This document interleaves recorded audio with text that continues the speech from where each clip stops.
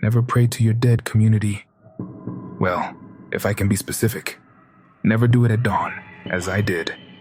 The church priest told me that praying to them, asking them for something, is never a good thing. He tells me to just talk to them. But today I want to tell you what happened to me, by doing it, by asking for something, and who responded.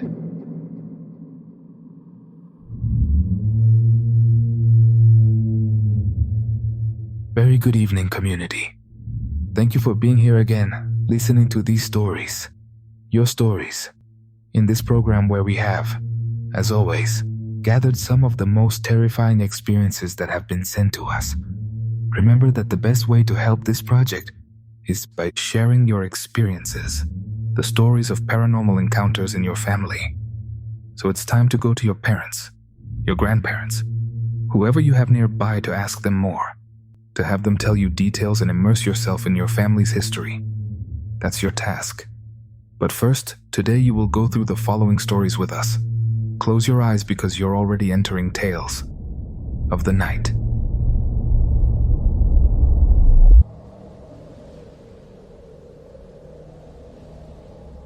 Hi Uriel. Hi community. I hope you're well. My name is Omar, and I've been following you for a long time. I already have the pleasure of having met you and having talked with you in Oaxaca. This is the story I promised to send you, the story my grandmother used to tell. Thankfully, she is very lucid and strong at 95 years old. She would tell that her mother, who was native to a small village in the Sierra of Oaxaca, lived this experience around 1915. At that time, the towns were very small, but also very peaceful, without transportation, with few houses and few people, but very beautiful. It was October 31st, the date when it is said the little angels come to visit their relatives. By little angels, I mean children who died very young. Some reached their baptism, others did not, and these went to the limbo, a place where they remain in darkness, it is said, and it is customary to place their offering on the day they are expected. My grandmother's mother, who was a child at the time, was sent to run an errand very early, around 6 o'clock. She went with her clay jug to fetch water from the ditch, but it took a long time. Her mother, my great-grandmother Ramos, scolded her for not arriving with the water on time. But then the girl told her that while collecting water on the edge of the ditch, she heard many children walking very happily along the path. Some were singing and others were praying, but they all looked very enthusiastic. The girl hid behind the bushes because she did not know them. It seemed strange to her, and she became entertained watching how they walked, jumping and almost dancing with excitement. She dared to follow them to see where they were going, and to her surprise, she saw them entering houses, but some could not do so, and she saw how they returned and took the path again toward the cemetery. The girl's curiosity was so great that she followed one of those who did not manage to enter. She followed him without him noticing until the cemetery gate. But when the child noticed he was being followed, he turned, took the girl with his terribly cold hands, telling her, "Come with me then. I don't want to return alone." The poor girl tried to break free, but she could not.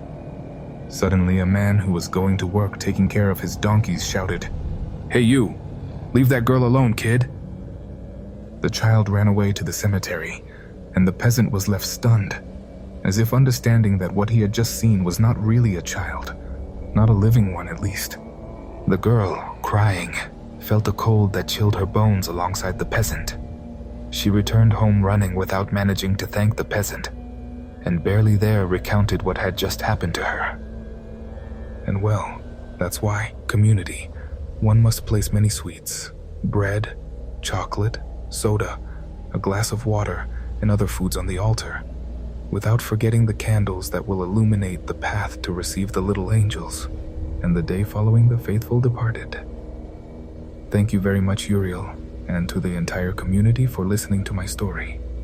If you have the opportunity to tell one, do so that these stories are not lost over time.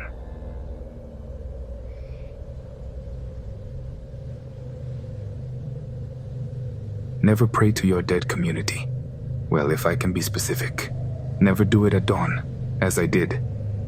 The church priest told me that praying to them, Asking them for something is never a good thing. He tells me to just talk to them. But today I want to tell you what happened to me. For doing it. For asking for something, and who responded to me. When my mother died, it was one of the darkest periods of my life. I fell into a deep depression and a spiral of loneliness, of feeling abandoned. Even though I was already 35 years old, my life had been dedicated to the store, to the church, and to taking care of my mother. And then suddenly, I no longer had anything that truly gave meaning to my life. Fortunately, I did have the store, with which I could live. That store, with which we had supported ourselves since I was a child. But bad news never comes alone. Just a few weeks after losing my mother, Don Anselmo's stationery store was torn down, the one that was on the corner. And suddenly they started building a store with large windows. One of those stores that are everywhere, that are called the same. And that's when I knew that the end of my little store was near. It was a desperate time. I spent my time crying and crying because they built it so quickly that I didn't even have time to prepare myself. In 15 days they were up and running, finished and functioning, and people started to stop coming here. That's when I started praying to my mother at night. I started telling her that if she was there, if she was listening, to help me, without knowing how it would end. After several nights of praying to my mother, something changed. The house felt different. It was as if the feeling of being alone had disappeared. She was no longer there, but that didn't comfort me. On the contrary, my body, my mind, my chest made me feel permanently in danger. One early morning, while I was sitting in front of the small image of the Virgin that my mother always venerated, something happened. I was in silence, with the candles about to be consumed, when I felt a strange cold. A cold that didn't come from the environment. It came from within. It was as if something had slipped into me, as if desperation itself had touched my soul. I don't know how much time passed, but at that moment I heard a whisper.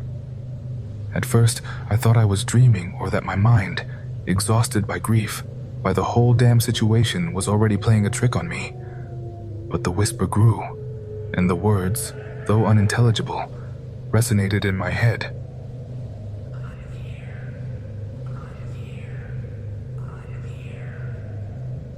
Was what I finally understood and recognized the voice. It was my mother's voice. My heart at that moment was filled with a mixture of relief and terror. But that relief was ephemeral because it wasn't her.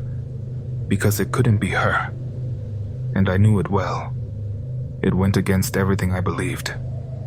With the terrible days of anguish, that presence that I believed, or rather wanted to believe was accompanying me in a comforting way, became more insistent, more invasive. Every night there were noises in the rooms where I wasn't. Things moving, water faucets opening. Even the toilet would flush by itself, as if something wanted to make itself present with all the noises it was capable of. The whispers started to become clearer.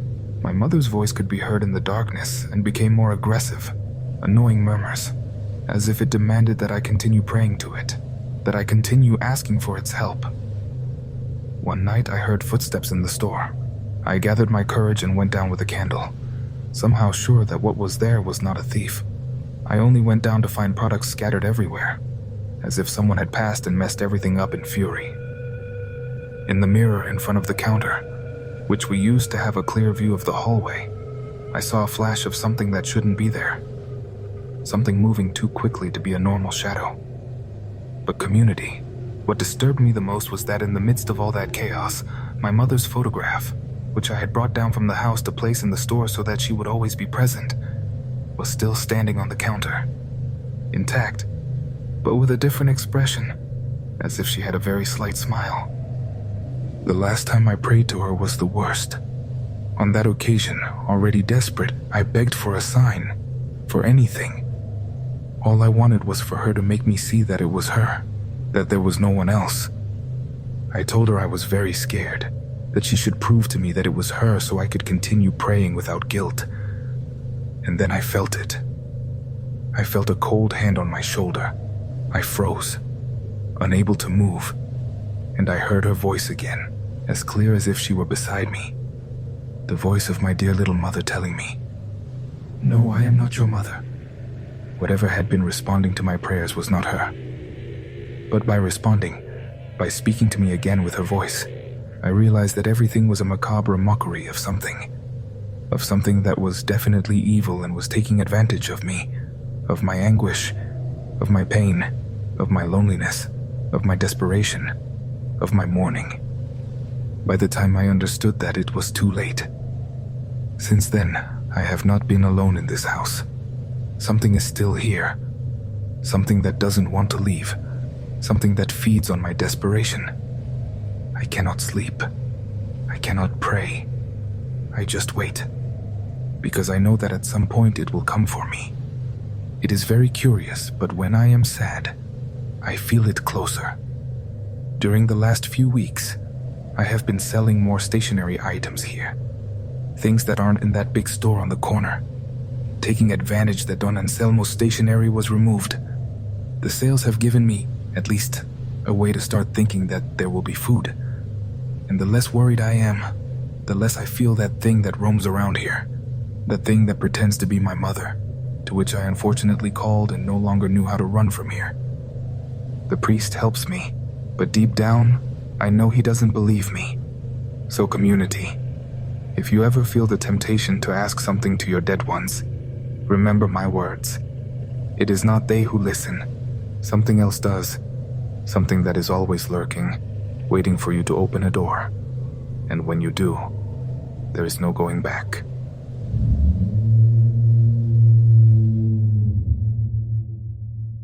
Thank you for continuing here, community of Tales of the Night, in this program where we have had much variety, much activity, and many opportunities to chat with you, which makes us extremely happy. Truly, every time we can hear you in person, we can know what it means to you. This project encourages us to continue for a long, long time, and it is that everything has a beginning and an end. But while you continue responding as you have done until now, while Tales of the Night serves to escape from reality for a moment, we will continue working, telling stories, which is what I most enjoy doing. Thank you always, community, because everything that exists in Tales of the Night is thanks to you who continue listening. Prepare yourself because tonight's episode is not over yet. We continue.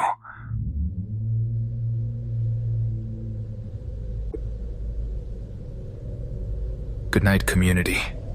I have always been fascinated by paranormal topics. I remember being a child, eagerly waiting for a radio program that I loved, where people would call to share their experiences. But after the death of the conductor I used to listen to, it was never the same again.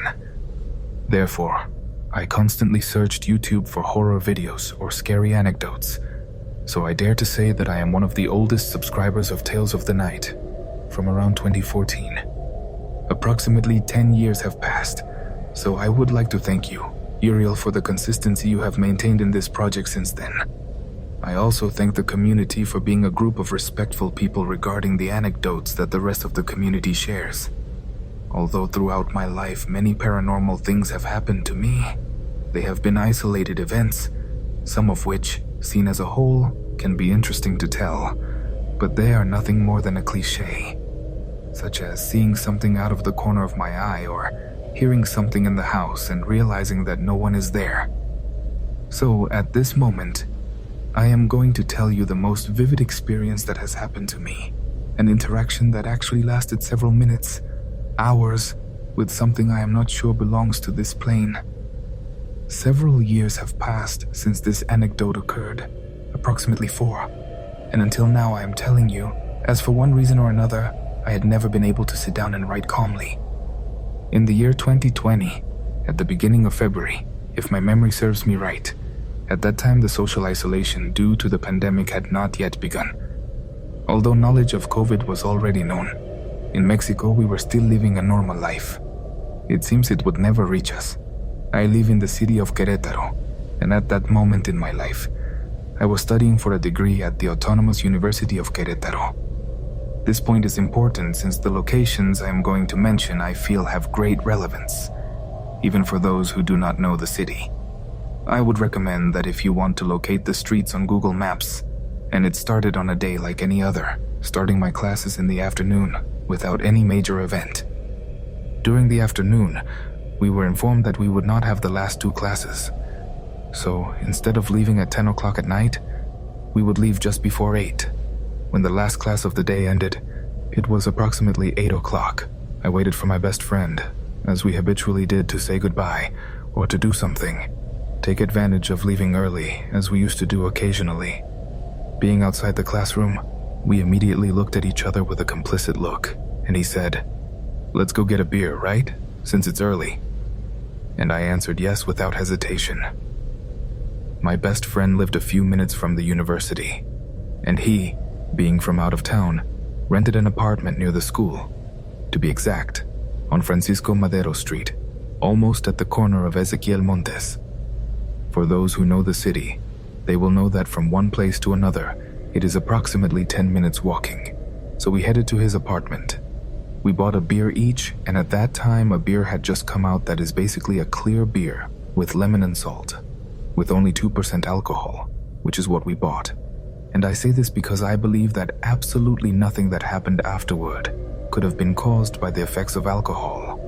Between the walk from the university and the stop for beers, we arrived at his apartment around 2015. While we drank our beer, we talked about things that were to be expected from a pair of university students, about teachers, homework, projects, etc. We finished our drink. I looked at my cell phone, and as there were about 5 minutes left before 9, I told my friend that it was time for me to leave to take advantage of being early and not struggle with the buses, because later they pass very full or take a long time to pass. Between saying goodbye and going down to the main gate, a few minutes passed, so when I started walking and looked at my cell phone, I thought it was just past 9 o'clock at night. I walked on Francisco Madero Street, turned right to merge onto Ezequiel Montes Street to reach the bus stop, which is on Zaragoza Avenue. From the moment I was walking on Ezequiel Montes, I began to notice something strange, although in my complete skepticism I would never have related it to something paranormal.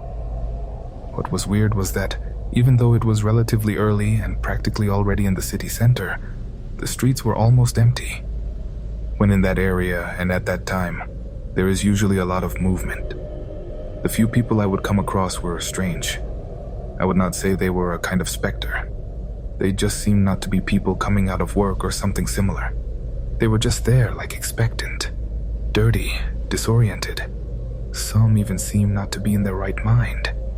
But I didn't pay attention, as it is very common to see homeless people wandering the city center, some perhaps confused by hunger, others under the influence of some substance. Because of how solitary the streets were, and because I wasn't in a hurry, I didn't take out my cell phone again to check the time. But considering the proximity between my friend's apartment and the bus stop, I calculate that I would have arrived at Zaragoza Avenue at 9:10 o'clock at the latest, as it only takes 5 minutes walking from one place to another. And those who know the area will know that the bus stop I'm referring to is the one at the Santa Rosa de Viterbo temple.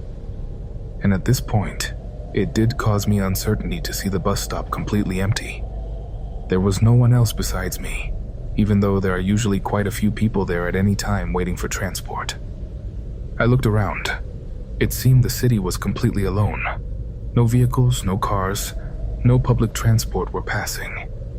Within my logic, I thought perhaps it was too early, since the few times I had taken the bus from that stop had been after 10 o'clock at night, and at that time there were usually quite a few people waiting.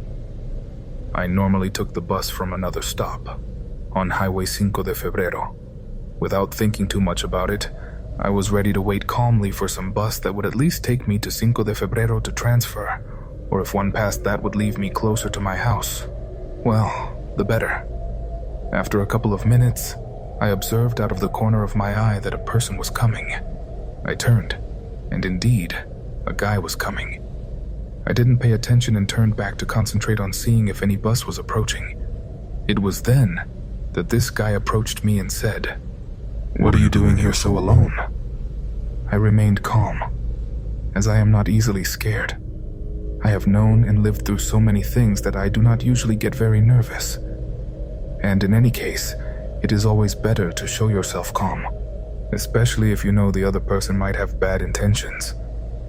Anyway, I turned so I could then observe him more clearly. He seemed like a relatively normal person, unkempt in his attire.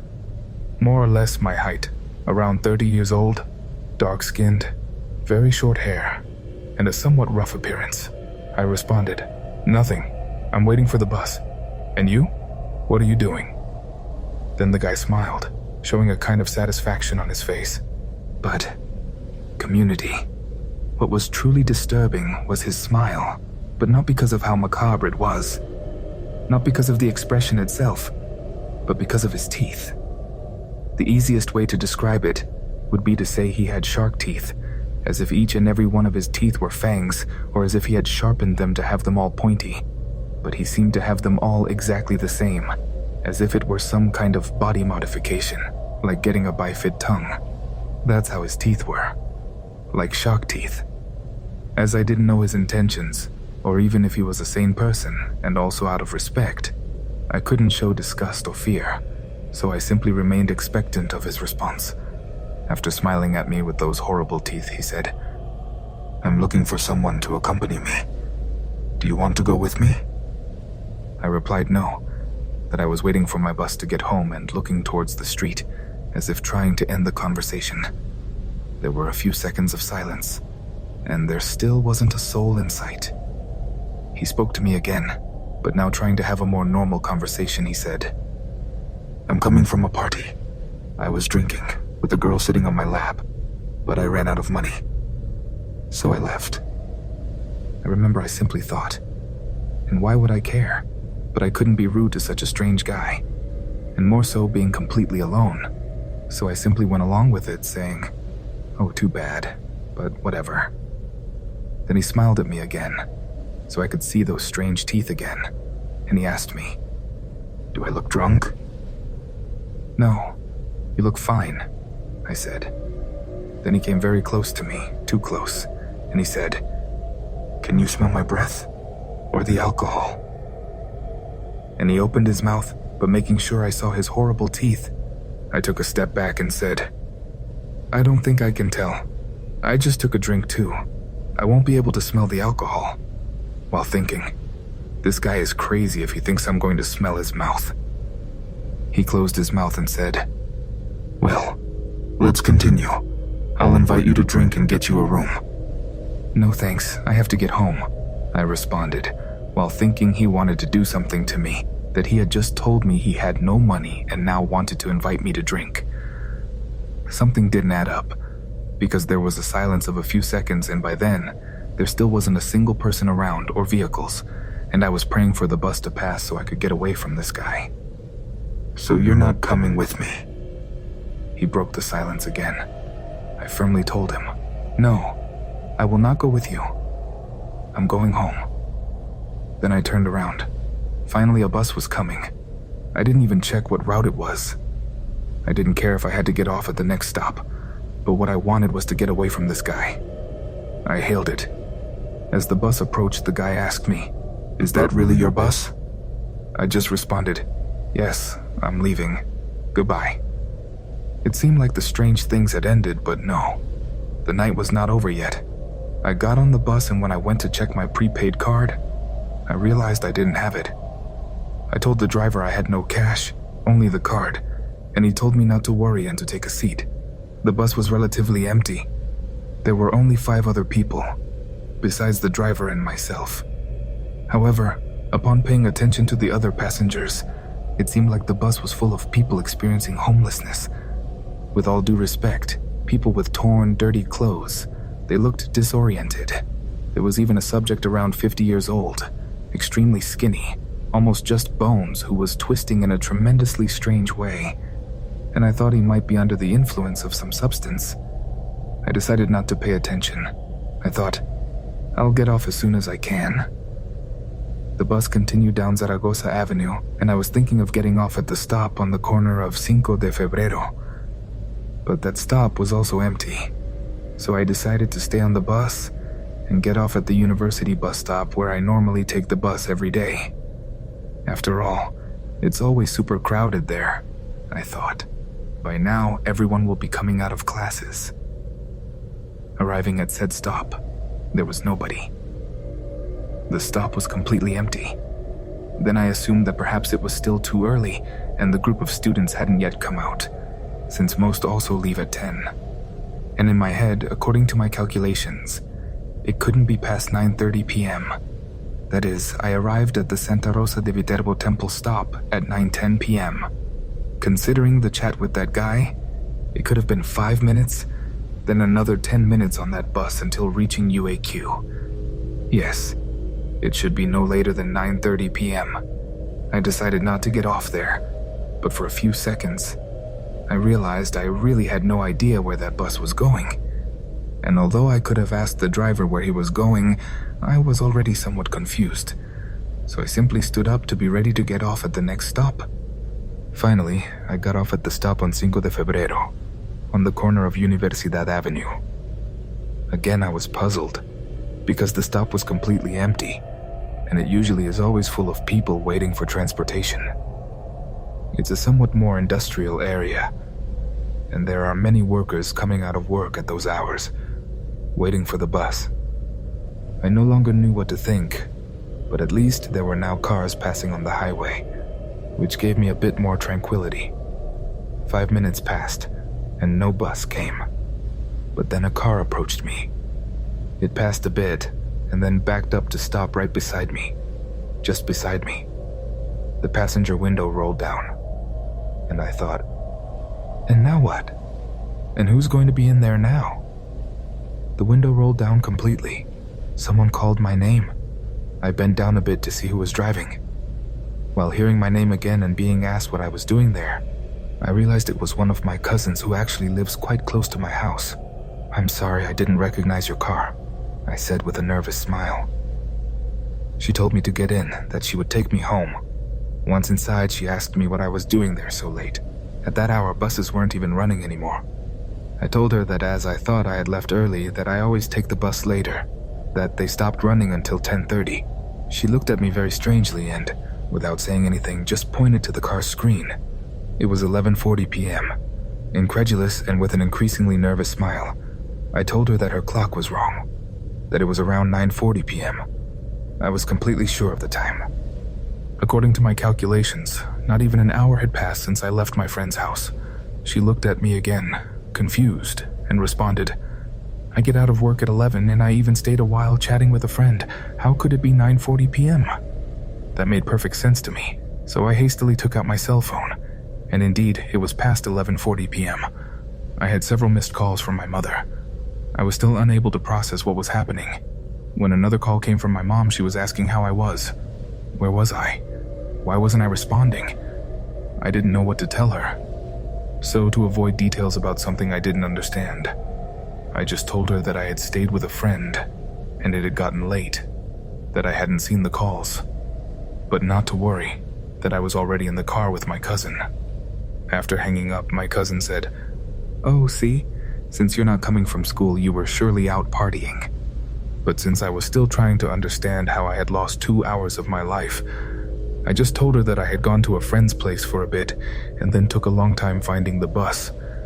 Apparently my response didn't convince her, or she noticed my confused expression because she asked me again if I was okay. Finally, she dropped me off at my house. I said goodbye. I went in, and that was that. In my logic, I thought that perhaps I had left my friend's house later, which would explain why the city was so empty, and that's how it would remain, with a quite reasonable explanation. But to not be left with doubt, the next day I asked my friend if he remembered what time I left his apartment, and he indeed confirmed that I left at 9 o'clock p.m. I know that perhaps this is not a terrifying story, but it is supremely strange and raises many questions for me. Who were all those strange people? Who or what was that shock-toothed guy? Where did he really want to take me? What happened to those 2 hours I lost in time? Did I coexist with beings from another plane, or did I somehow travel to another for a moment? I would love to read your opinions in the comments. Community, I appreciate your attention. I send you a hug and wish you an excellent night. But above all, Be very careful the next time you go out at night and the street is strangely solitary.